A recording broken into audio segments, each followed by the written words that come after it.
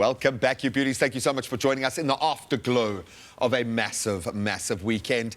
I love the fact that I think every South African is connected, obviously, with Dricus du Plessis winning the middleweight title, the world title in the UFC, beating Sean Strickland. So I think a lot of us got up early on Sunday morning, but there were other things happening over the weekend. Oh, sure. Can we just also point out, just in case, there is the first South African to have ever done that. And it's massive. It's huge. Can I put it in perspective? I mentioned this. So I remember years ago watching Sean Strickland at 17 years old beat the best fighter in South Africa in one round. Yeah. And he made it look easy, and that was against an amazing fighter. And I just remember thinking to myself, oh, it's going to be a long time since a South African can do this.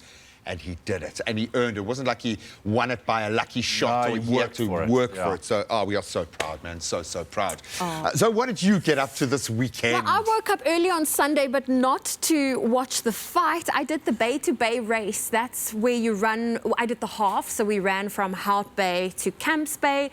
The full is Camps Bay, Hout Bay, and back, which is 30 kilometers, but we only did 15. It was a fitness-filled weekend. That's one of my goals, is just to get back into a bit of a routine.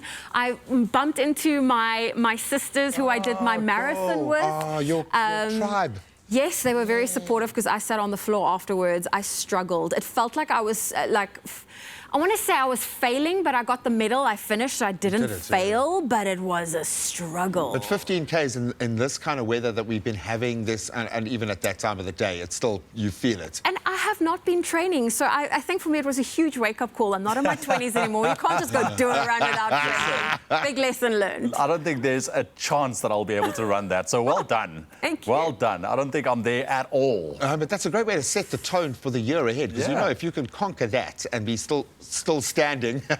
How's the legs feeling? A version of absolutely fine, but last night I took some anti-inflammatories. I put deep heat. Funny enough, it was just here next to the knee, so it wasn't the actual joints, which maybe for me is always a sign that maybe I need to relook at my shoes. I think the shoes I was wearing has had enough mileage. Just a little bit of muscle tension and stuff. And today I'm fine. The deep heat worked.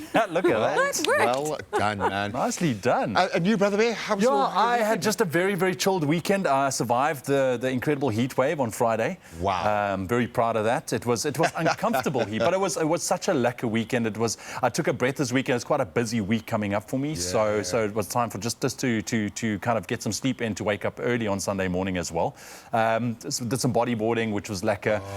Just spent some time at some braai with friends. Really just chilled out. I think it was also such a busy December period that it was nice to just be neutral. Be neutral.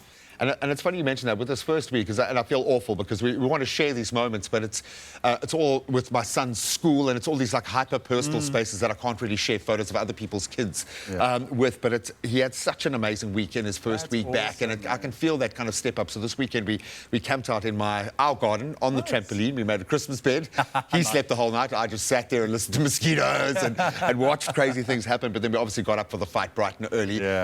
We made waffles and bacon and syrup at 4 in the morning, and then barely made it to the fight because we were so tired by the time it happened. But this poor kid, he watched me go through the most while this was happening. I'm too emotionally invested. Sure. My boy came out the room. He's like, "What's going on?" It's like, "I'm so sorry." I'm so sorry because you get so involved. You could do the silent scream, but then the vein gets bigger and bigger. You're like, I'm going to burst a blood vessel if I don't let this out. But it really did hit home that for a while, Dricus is going to be the most recognizable, famous person in the world. And watch, he's not going to stop here. No, this man has got dreams. He's got big goals. And he handled that post-press conference with such class and humility. And he played the fighter's game, and he had the right words to say. He got banged up. So I think we need to appreciate what Sean Strickland did in that fight and how well he did fight against a very powerful opponent. I think Dricus is an anomaly in terms of his strength, but he was just so South African through every step of the way. I think all of us took the goosebumps. No, absolutely. All of us were just like, wow, this is our kid. You could feel it. And what I really do appreciate, I mean, obviously leading up to the fight, there was a lot of beef between him and Strickland. I mean, it was that fight as well in the crowd.